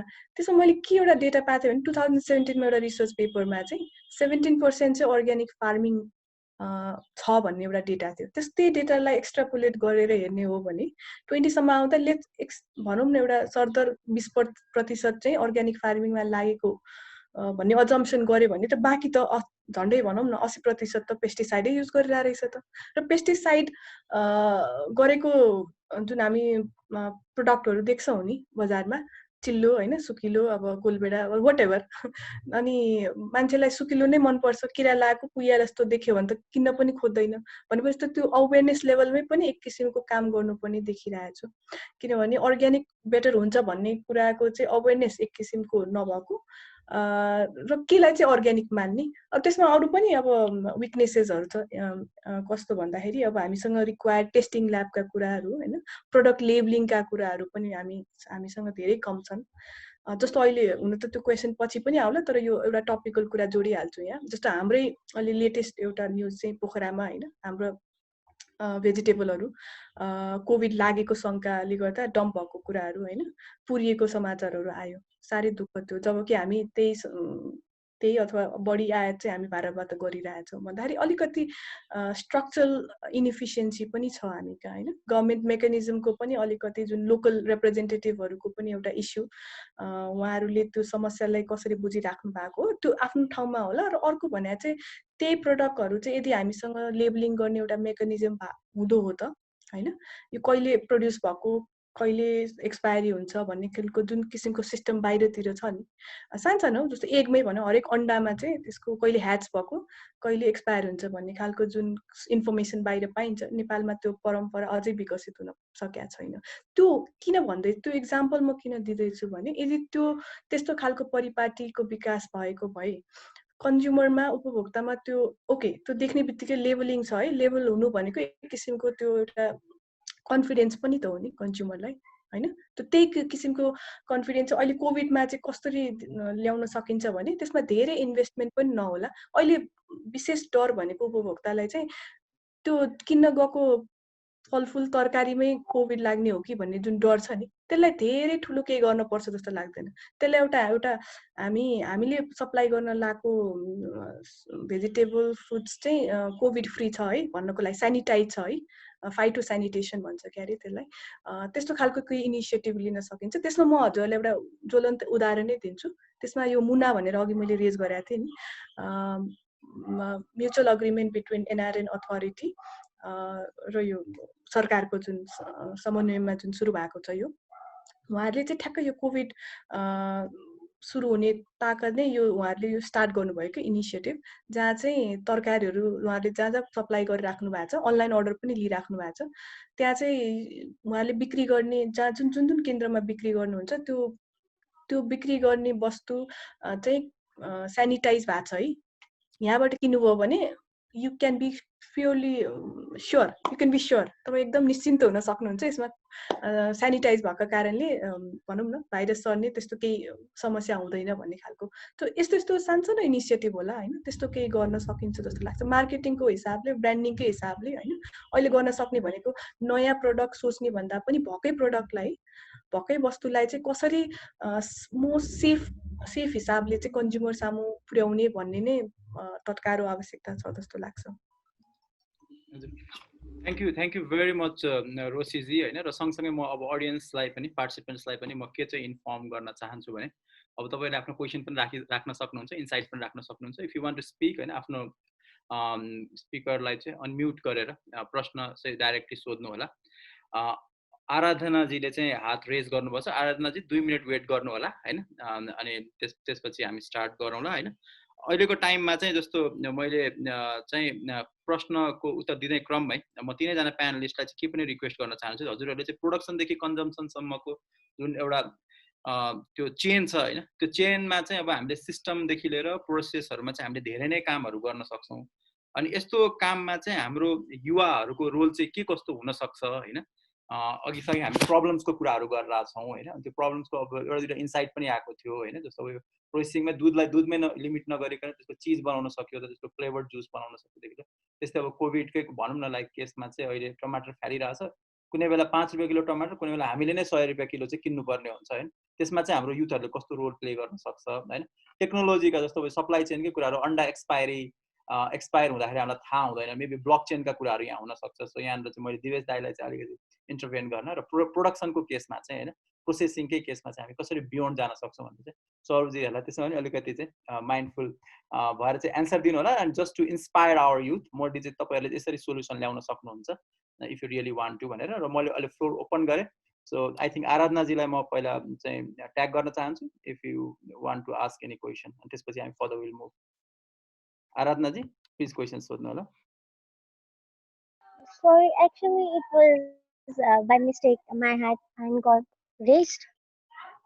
एक प्रश्न छैन तपाईको भने चाहिँ यहाँ दिपले सोध्नु भएको छ। म आई थिंक सौरभजी would be right person to answer this. Does the coronavirus gets transmitted via fruits and vegetables, and if it gets for how long do it live alive on surface of fruits and vegetables? सौरभजी यसको answer दिन सक्नुहुन्छ? हामी सबैजनाले त्रसित छौं हैन के तरकारीहरुमा चाहिँ के कोरोना सर्छ कि सर्दैन? सो अहिलेसम्म त्यस्तो रिसर्च अहिलेसम्म भएको स्टडीहरुमा चाहिँ तरकारीबाट सर्छ भन्ने छैन हैन। र यो चाहिँ अब तपाई हामी सबैले अलिकति केस हुनुपर्ने त छँदै नै छ हैन। अब अरु किनभने यो सप्लाई गर्दाखेरि खाली भेजिटेबल मात्रै हुँदैन, कहिलेकाहीँ प्याकेजिङ हुन्छ, कार्टुन हुन्छ हैन, भेहिकलहरु हुन्छ, त्यस्तो चीजहरुबाट चाहिँ हुन सक्छ कि भनेर अलि कसियस हुनुपर्ने हुन्छ। र अलमोस्ट प्राय जसो सबै जसो भेन्डरहरुले यो जसले चाहिँ डेलिभरी गरिरहेछ उनीहरुले आफ्नै किसिमले पनि स्यानिटाइज गर्ने, वाश गर्ने, फ्रुट्सहरुलाई भनौं न भेजिटेबलहरुलाई वाश गर्ने, र अनि अहिले WHO ले जति पनि प्रोटोकलहरु सजेस्ट गरेको छ त्यो अनुसार गर्ने हुँदाखेरि चाहिँ यो यसबाट त्यति डराउनु पर्ने कुरा चाहिँ पटक्कै छैन हैन। यो भन्दै हैन म अलिकति एक दुईवटा कुरा जुन अघि मैले भन्न पनि खोजिरहेको थिएँ। सो अघि चाहिँ मैले अलिकति एकदमै ट्रेडिसनल थट प्रोसेसको हिसाबले कुरा गरेँ। म अलिकति चाहिँ साथीहरुलाई के कुरा भन्न चाहन्छु भने नलेज हाम्रो छ, तर त्यो भन्दैमा हामीले यो मोडर्न टेक्नोलोजीहरु अहिलेको यो ब्लक चेन होला हैन, यो नयाँ टेक्नोलोजी बेस्ड कुराहरु होला, यो चीजहरुलाई चाहिँ अन्डरमाइन गर्ने पनि होइन। अहिले गर्न सक्ने भनेकै अघि त्यहाँ दुधको कुरा आयो हैन, त्यो सबै कुराहरु हेर्दाखेरि चाहिँ हामीले यो ग्रीन ग्रोथ सुरु गर्दाखेरिदेखि नै हामीले कसरी फार्मिङ गरिरहेछौं भन्दा कन्ज्युमरहरुको बिहेभियर र उहाँहरुले गर्ने रेगुलर डिमान्डहरुको डेटा को आधारमा चाहिँ हामीले फार्मको प्रोडक्सन साइकलमा चाहिँ चेन्ज ल्याउँदै गरेका छौं। सो उदाहरण दिन्छु म तपाईहरुलाई एउटा, त्यो प्रोसेस फेरि अहिले कोभिड पछि त्यो गलत हो भनेर मैले मान्न थालेको छु, तर म पुरानो एक्जाम्पल चाहिँ दिन्छु तपाईहरुलाई। जस्तो अब भनौं न यहाँ केल भन्ने एउटा साग हुँदो रहेछ हैन, तपाईहरु कति जनालाई थाहा छ, मलाई चाहिँ थाहा थिएन।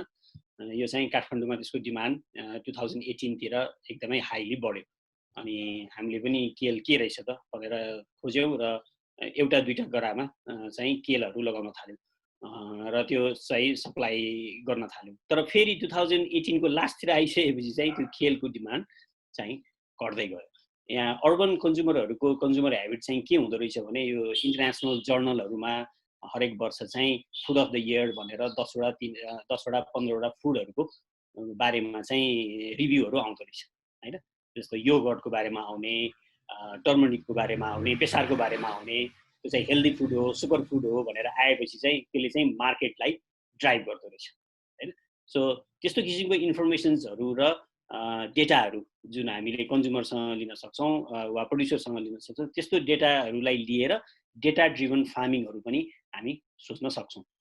तर अहिले कोभिड भइसकेपछि र त्यो भन्दा पहिलेदेखि पनि एउटा भइरहेको क्रिटिकल डिस्कसन चाहिँ के हो भने जुन हामीले यो भ्यालु चेन्ज म्यानेजमेन्ट सिस्टम भनेर फ्याक्ट्री प्रोडक्सन गरेर मासमा भैँसीहरु पालेर उत्पादन गरेर त्यसलाई चाहिँ एउटा रुरल एरियामा उत्पादन गरेर फुड माइल्सहरु क्रिएट गरेर सर्टेन डिस्टेन्स ट्राभल गराएर अर्बन सेन्ट्रिक मार्केट बेसहरु जुन हामीले सोचिरहेका थियौं ग्लोबल्ली, त्यो चाहिँ एकदमै हाई रिस्क र त्यसलाई चाहिँ मैले एउटा सानो इन्फोग्राफिक पनि तपाईहरुलाई म देखाउन चाहन्छु।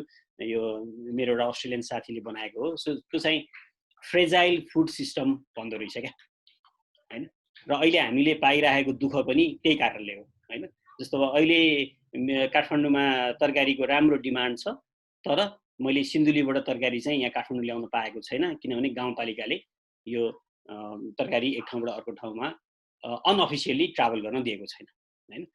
सो अब कुनै बेला सिन्धुलीको बाटोमा पुल भत्कियो भने त्यो होल सिस्टम चाहिँ फ्रेजाइल हुने भयो हैन। सो त्यसको अल्टरनेटमा चाहिँ के हो त हैन। र अब हामीले कसरी अगाडि बढ्नुपर्छ भन्दाखेरि चाहिँ फेरि पनि त्यही पुरानो हामीले जुन जानेको सिकेको निर्वाहमुखी खेती थियो त्यसलाई अहिले राम्रो शब्दमा पर्माकल्चर हैन, राम्रो भाषामा चाहिँ त्यो चाहिँ अस्ट्रेलियनहरूले डिफाइन गरेर फेरि हामीलाई सिकाउन लाग्यो। उनीहरूले किताब लेखाएको छ, उनीहरूसँग राम्रो छ जुन चाहिँ हामीले अलरेडी त्यो प्र्याक्टिस गरिरहेको थियौँ। त्यो भनेको चाहिँ रिजिलियन्ट फुड सिस्टम क्या।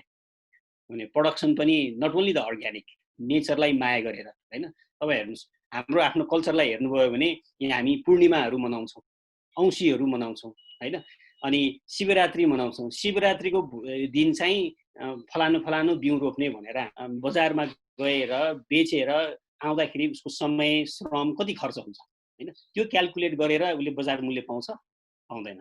तर हामी यहाँ के भन्छौँ भन्ने ओहो 8 रुपियाँ किलो गोलभेडा पाइयो, क्या सस्तो भयो, बिचौला जति सबै हटाइयो हैन। त्यसले चाहिँ लङ रनमा चाहिँ हाम्रो फुड सेक्युरिटी प्रोडक्सनमा चाहिँ हरासमेन्ट ल्याइरहेको छ। अनि मान्छेले कामै छैन यो प्रोडक्सनै हुँदैन भनेर हेर्छ। सो त्यसलाई हामीले ब्रेक गर्न सक्ने र भनौँ न अहिले यो ह्याकाथनको हिसाबले सोच्ने हो भने चाहिँ कृषि भनेको खालि उत्पादन गर्ने, आलु बारीमा गएर रोपेर फलाएर हातमा ल्याउने मात्रै होइन कि देयर आर मल्टिपल एक्टिभिटिज हैन। जस्तो अघि भैँसीकै कुरामा हेर्नु न, भैँसी त जस्तै गरेर पनि त्यो पैसा चाहिँ बाहिरै गइरहेछ नि, यहाँ उत्पादन गरेको मात्रै देखिन्छ नि। त्यो त भनेको चाहिँ यहाँ चाहिँ ग्राउन्ड ह्यान्डलिङ मात्रै भइरहेछ कि त्यसको कोर बिउ त अन्तैबाट ल्याउनुपर्छ क्या हैन, भैँसीको बच्चा अन्तैबाट ल्याउनुपर्छ क्या हैन। अनि यहाँ फ्याक्ट्री प्रोडक्सन जस्तो हामी उत्पादन गर्छौँ हैन, दुःख गर्छौँ, बेच्छौँ, अनि त्यो फेरि अन्दै गएर त्यसको त्यो इन चाहिँ अन्दै गएर हुन्छ। सो हामीले चाहिँ हाम्रो त्यो सिस्टम चाहिँ कहाँबाट सुरु भइरहेछ, कहाँ सकिरहेको छ र कहाँ कहाँ चाहिँ इनपुटहरू सप्लाई गर्न सकिन्छ भनेर हामीले नेटवर्क जस्तो गरिकन हेर्न कोसिस गऱ्यौँ भने चाहिँ I think there we can see the multiple opportunities to work के हैन। जस्तो अहिले भनौँ न मलै चाहियो, सो चाहे त्यो अर्ग्यानिक होस् चाहे अर्को होस्, मल उत्पादन नै गर्ने एउटा छुट्टै वेस्टबाट मल बनाएर अर्ग्यानिक मल बनाएर चाहिँ किसानलाई बेच्ने हो भने पनि देयर माइट बी अपर्च्युनिटिज हैन। सिड भनौँ न, सिड चाहिँ अब किसानले राख्न सक्ने स्थिति नै छैन क्या अहिले हैन। जसले फार्मिङ गर्छ उसले आफैले प्रोडक्सन गरेर राख्न सक्ने स्किल सेट नै गुमाइसक्यौँ नि त हामीले, कृषकै भयो भने पनि। तर कसैले चाहिँ रैथाने बिउहरू कलेक्सन गरेर क्युरेट गरेर हैन, त्यो चाहिँ कलेक्सन मात्र होइन, त्यो त एउटा आर्ट जस्तो भइसक्यो। अब क्युरेट गर्यो भने चाहिँ त्यो चाहिँ रेजिलियन्ट हुने भयो हैन। र हामीले पुरानो हाम्रो सिस्टम हेर्नु हो भने चाहिँ त्यो चाहिँ रेजिलियन्ट थियो क्या। हामी सिड एक्सचेन्ज भन्थ्यौँ हैन, हाम्रो काकीहरूले हामीलाई सिडहरू दिनुहुन्थ्यो हैन, हामीसँग भएको सिड हामी उहाँहरूलाई दिन्थ्यौँ हैन। भटमासको हैन, मकैको यो चिजलाई चाहिँ अब त फेरि काका काकी भनेर त सधैँ चल्दैन, लाइफ त हाम्रो लाइफस्टाइल त अलिक मोडर्न भएर गयो।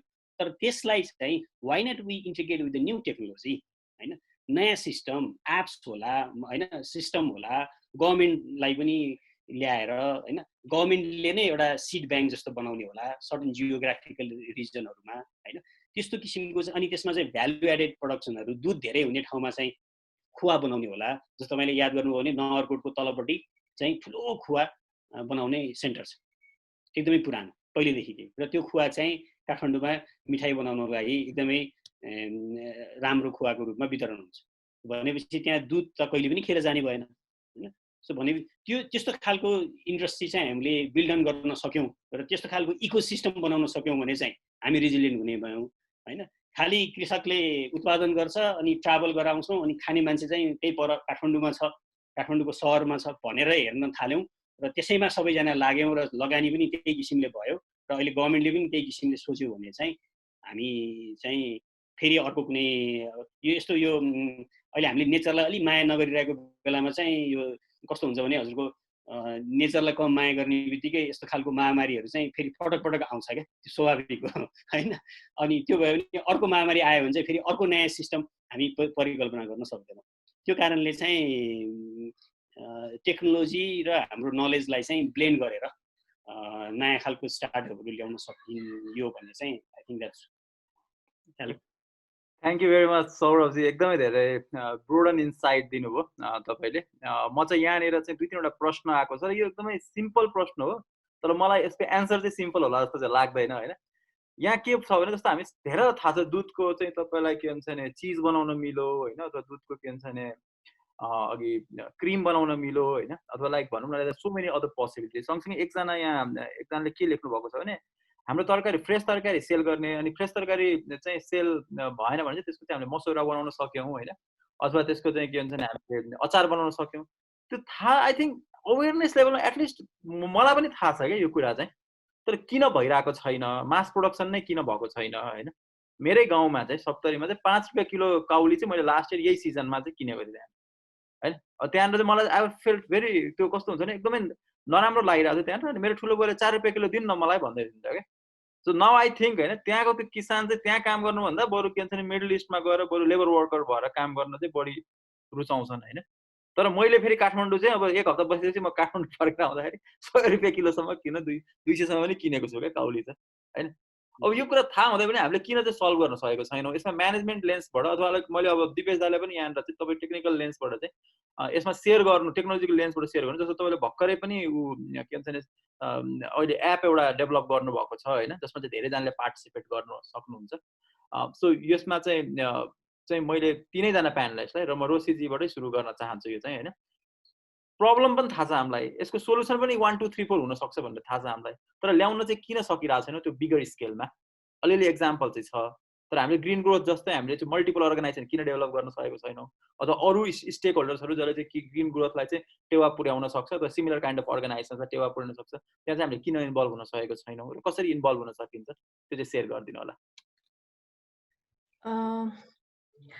मेरो बुझाइमा चाहिँ जुन खालको कन्जम्सनको कुरा भएको छ नि, एउटा कुराले चाहिँ जुन वाइडर मार्केटको जुन पोसिबिलिटी हामी एक्सप्लोर गर्न नसकेको कुरामा चाहिँ मलाई लाग्छ चाहिँ त्यो एक किसिमको हाम्रो again to do with the culture कि होमोजिनियस मार्केट, हामी कन्ज्युम गर्ने जुन स्टेपल प्रडक्टहरू छ नि, दाल भात तरकारी जुन हामी खान्छौँ नि, त्यतिमै रह्यो नि त।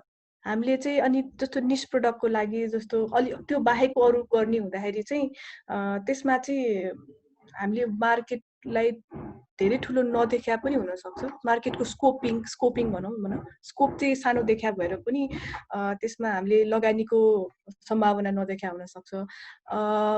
र अर्को भने चाहिँ अब स्ट्रक्चरल इनएफिसियन्सी भनौँ न, समस्याहरू जस्तो इन्भेस्टमेन्ट लगाउने ठाउँ हो र एग्रिकल्चर भनेको भन्ने एउटा किसिमको तपाईँले आफै उठाइहाल्नुभयो, उठान गर्नुभएको थियो जुन हाम्रो युवा शक्तिहरू बाहिर जाने होइन, एग्रिकल्चरलाई प्रोडक्टिभ इन्डस्ट्रीको रूपमा नदेख्ने।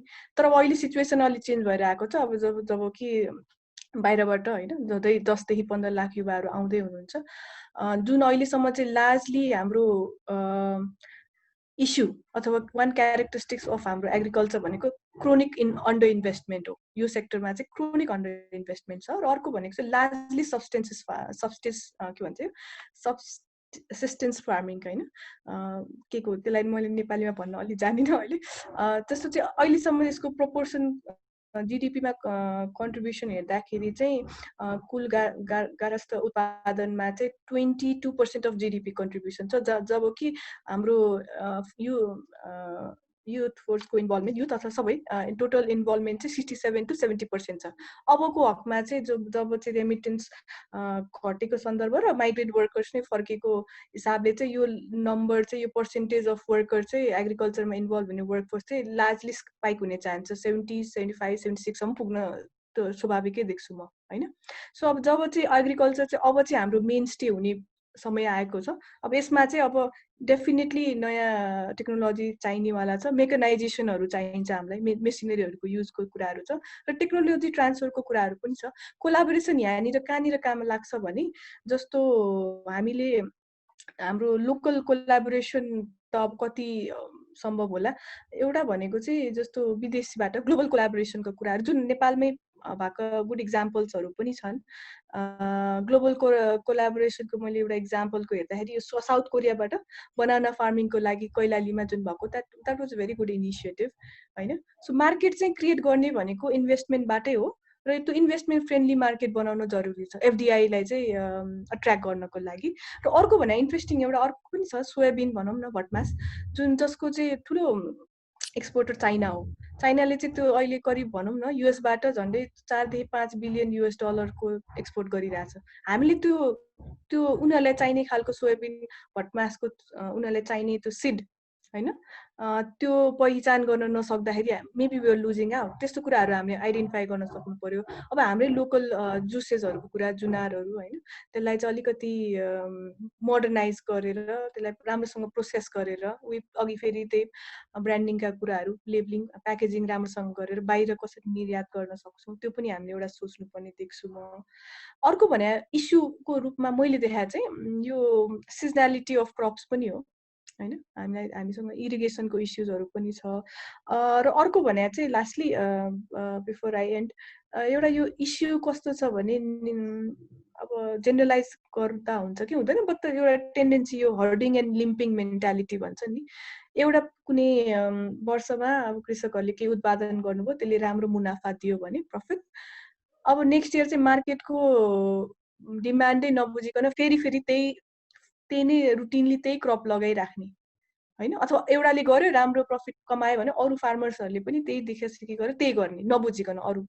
अनि त्यस्तो कारणले पनि फेलियरको केसेसहरू भएको छ है। त्यस्तो खालको मेन्टालिटीलाई चाहिँ अलिकति निरुत्साहितै गर्नुपर्छ जस्तो पनि लाग्छ। र मेन कुरा भनेको मार्केटको डिमान्ड के हो त्यसलाई बुझेर होइन। कतिपय फ्रुटहरूमा जस्तो किवी एभोकाडो एउटा एक किसिमको स्याचुरेसन पनि पुगेको हो कि किन everybody started the same thing होइन। बुझेर नबुझेर सबैजना त्यसमा लाग्नु भएको छ।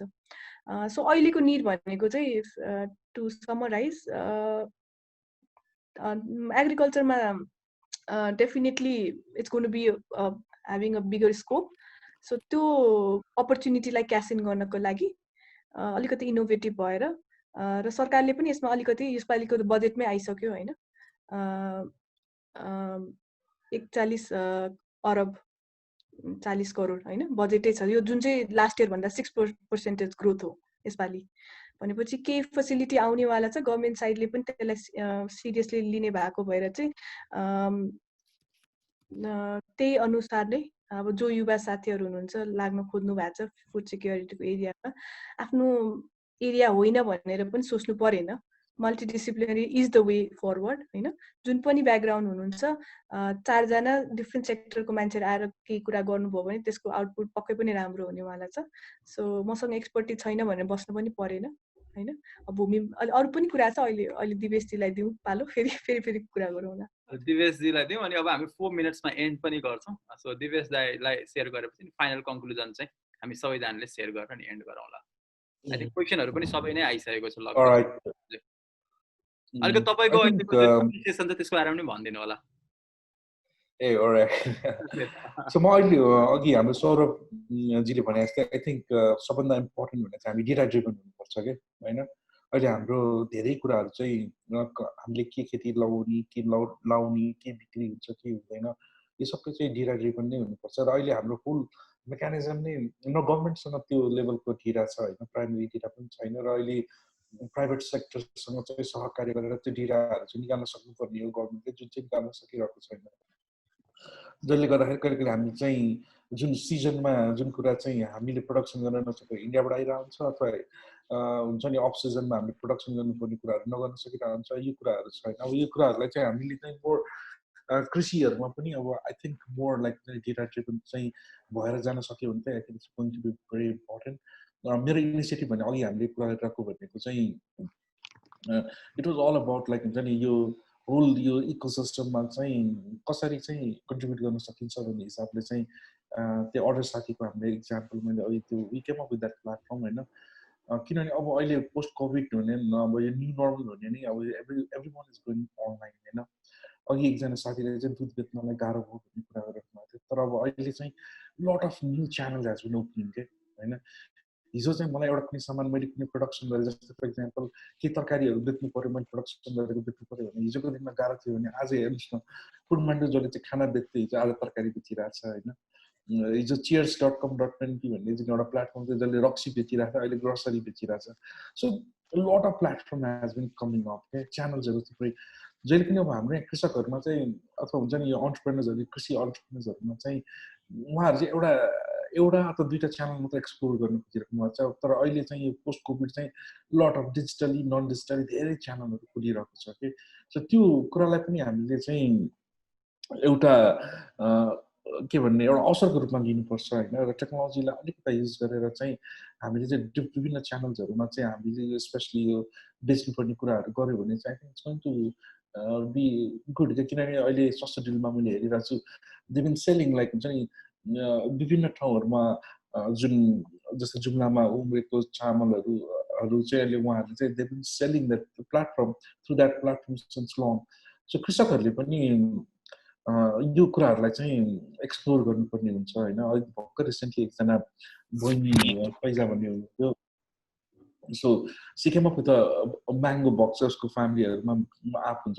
So instead of selling directly उहाँ आफूले डाइरेक्टली पनि बेचिरहेको छ तर use lot of platform like हुन्छ नि अर्बन गर्ल युजिक बजारदेखि लिएर तपाईँको थुप्रै स्टोरहरू जसको थ्रुबाट चाहिँ उहाँले चाहिँ इमिडिएटली त्यो थुप्रै big amount big chunk of सामानहरू चाहिँ बेच्न सक्नुभयो। सो दोज पिपल लाइक हुन्छ नि जसले चाहिँ मार्केट छैन अथवा अहिले अस्ति भर्खर एउटा त्यो मार्केट नभएर चाहिँ कसैले दुध चाहिँ पानीमा के अरे बाटोमा फालिरहेको तरकारीहरू गाडीहरू जुन देखिरहेको थिएँ त्यो आएर एकदमै चित्त दुखिदिरहेको हुन्छ। So I think it's a time to figure out new things के। जस्तै नयाँ नयाँ कुराहरू चाहिँ एक्सप्लोर गर्नुपर्ने हुन्छ होइन। नयाँ नयाँ च्यानलहरू चाहिँ पत्ता लगाउनु पर्ने हुन्छ। अब त I think things are getting more easier होइन। यो टेक्नोलोजीले गर्दाखेरि चाहिँ you know the market rate immediately you know. तपाईँले एउटा फेसबुकमा एउटा मसँग यो सामान छ भनेर राख्नु भने you will find the buyer easily. So त्यो एक्सप्लोर चाहिँ गरिराख्नुपर्छ जस्तो लाग्छ है मलाई चाहिँ। Great, thank you very much सबैजनालाई। म लास्टमा चाहिँ 1 मिनटमा चाहिँ तपाईँहरूले आफ्नो कुरालाई एन्ड गर्नु होला। रोशीजी, सौरभजी र दिवेश दाई, म जस्ट के सेयर गर्न चाहन्छु भने चाहिँ बिसाइड रोशीजी, सौरभजी र दिवेश दाई चाहिँ देयर विल बी 30 मेन्टर्स होइन when you will participate in hackathon. अनि त्यो ह्याकाथनमा पार्टिसिपेट गर्दाखेरि चाहिँ I think you come up with an idea and try to find अनि be aware about the problems होइन। अनि सम सोल्युसन्सहरू चाहिँ तपाईँले रिसर्च गर्दै आउन सक्नुहुन्छ। त्यहाँ lot of other questions and curiosity जुन चाहिँ उहाँहरूले तपाईँहरूलाई चाहिँ त्यतिखेर चाहिँ फर्दर एनरिच गर्नको लागि चाहिँ उहाँहरूले तपाईँलाई सपोर्ट चाहिँ गर्नुहुन्छ होइन। अनि मैले एउटै कुरा चाहिँ के बुझिरहेको छु भने चाहिँ एक्लै हामीले गर्न सक्दैन and we need to collaborate होइन। अनि त्यो कोलाबोरेट गर्नको लागि त्यो नेटवर्किङ गर्नको लागि पनि this event can be stepping stone होइन। अभियसली यो इभेन्टले चाहिँ कम्प्लिटली सबै कुरा सल्भ गर्ने चाहिँ होइन होइन, it's just a stepping stone हो होइन। अनि आई वुड रेकमेन्ड तपाईँहरू जस्तो युथलाई चाहिँ यो इभेन्टमा पार्टिसिपेट गर्नु होला। डेडलाइन शनिबारसम्म मात्रै छ होइन। एप्लिकेसन राम्ररी लेख्नु होला। अनि just would like to say अहिलेको सिचुएसनमा क्राइसिसको केसमा चाहिँ हामी आइडल बस्न सक्दैनौँ होइन। वी क्यानट अफोर्ड होइन टु बी आइडल होइन। र अल्सो भनेको हामी एडप्ट हुने भन्दा पनि हामी इभल्भ हुने प्रयास गर्नुपर्छ विथ आवर वर्क। अनि म आफ्नो कुरा यहीँ राख्दै म चाहिँ सौरभजी, रोशीजी र दिवेशजीलाई चाहिँ फाइनल वर्ड्स भन्दिनँ र त्यसरी एन्ड गर्न पनि म त्यसैसँग एन्ड गर्न पनि चाहिँ रिक्वेस्ट गर्छु तपाईँहरूलाई। सौरभजी अगाडि जानु। हजुर हजुर मैले त अलि अल्टरनेटिभ थट नै बढी भनिरहेको जस्तो लागिरहेको छ। लास्टमा पनि म साथीहरूलाई चाहिँ के कुरामा अलिक फोकस अहिलेलाई यहाँ अब अहिलेलाई चाहिँ 3टा कुरा इग्नोर गर्नु पर्यो। एउटा कुरा सरकारको पैसा, त्यो विश्वासै छैन कहाँ आउँछ के आउँछ होइन। त्यो पैसाको क्यालकुलेटिभ हिसाबले त यो 80 अरब जति कृषि क्षेत्रमा लगानी गर्ने भनेको छ, द्याट्स इग्नोर इट।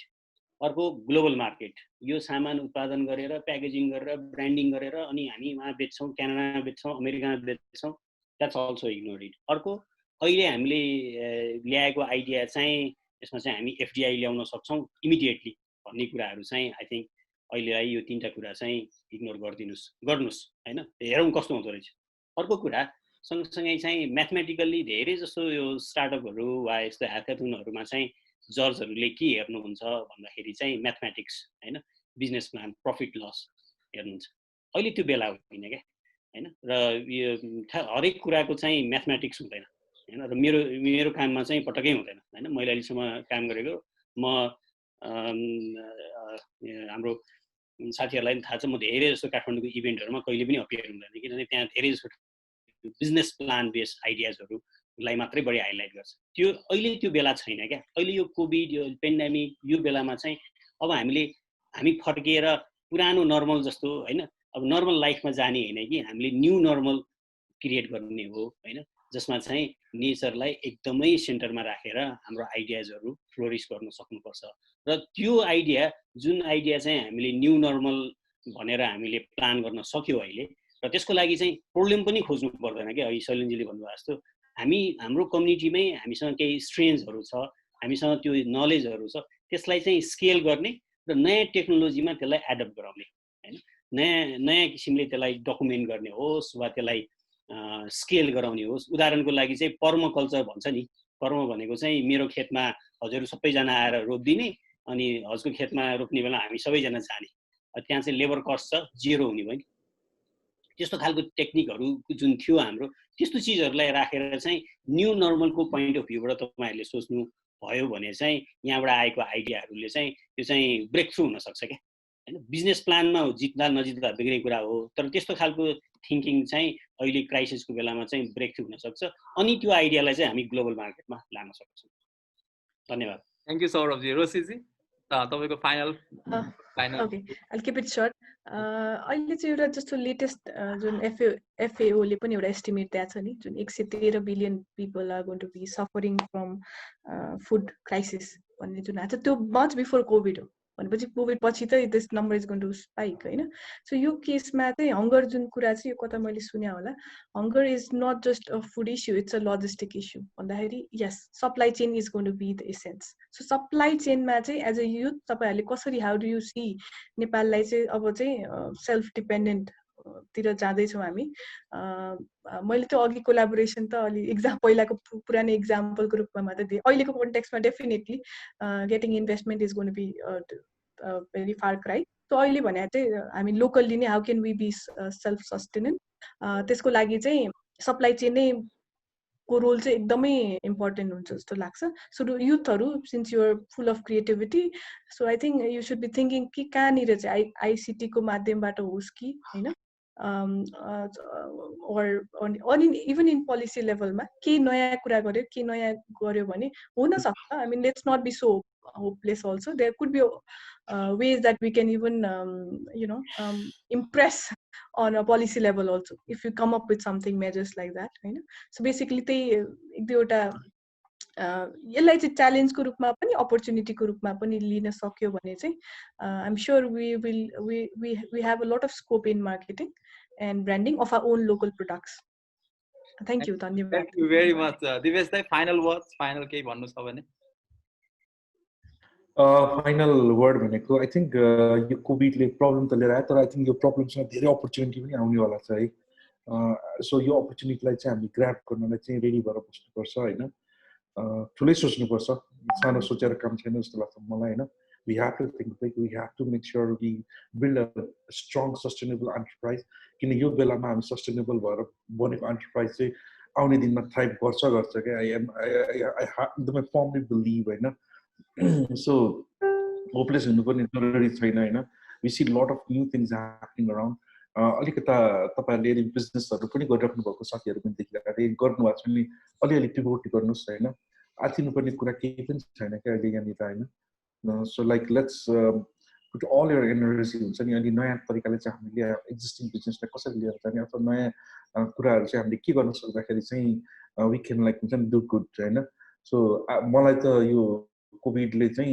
एकदमै अति हाल्नुपर्ने कुरा त छैन हैन किनभने this also brings lot of new opportunity अब हेर्नुस् न हिजोको दिन मान्छे अनलाइन जान सकिरहेको थिएन हैन पेमेन्टको कुराहरू थिएन अहिले everybody is even my father is ordering उहाँलाई चाहिएको कुराहरू अनलाइन हैन सो यो कुराहरूले पनि थुप्रै अपर्च्युनिटीहरू लिएर आइरहेको छ हैन सो त्यो कुराहरूलाई चाहिँ हामीले कसरी राम्रोसँग सस्टेनेबल वेमा चाहिँ ग्राब गर्न सक्छौँ त्यो कुरालाई चाहिँ एकदमै पोजिटिभ वेबाट हेरौँ आतिनु पर्ने त्यस्तो कुरा चाहिँ मैले अझ देखेको छैन Thank you very much.